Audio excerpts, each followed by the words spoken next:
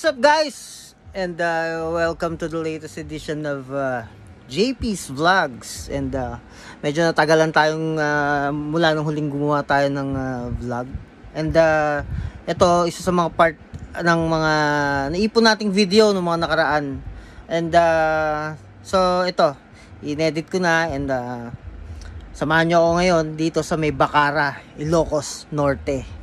So enjoy guys. Yo, what's up guys? Naghahanap ba kayo ng mapupuntahan ngayong summer?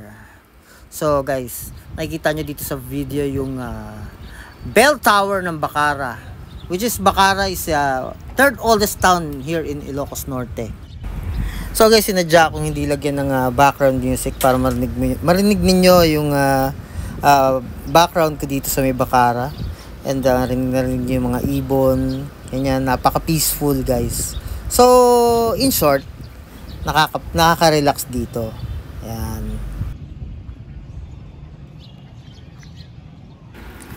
Bacara Bell Tower, also known as Torre de Bacara, and it was built in 1828.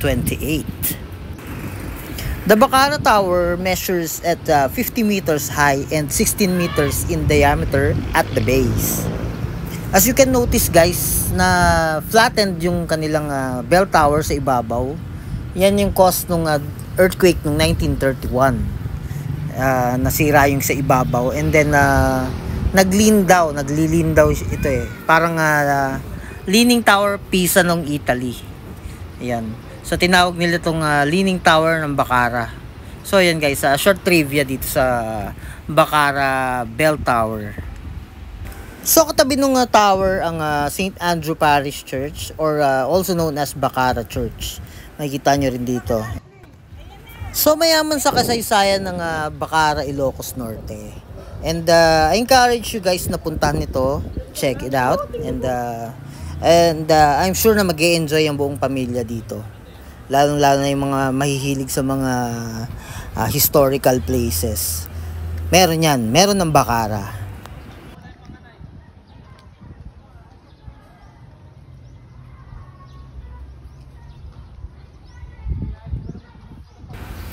Dahil mayaman sa kultura ang Bacara, makikita mo dito sa may side ng St. Andrew ang Museo de Bacara na naglalaman ng iba't iba nilang may kinalaman sa kasaysayan ng Bacara at kanilang kultura dito.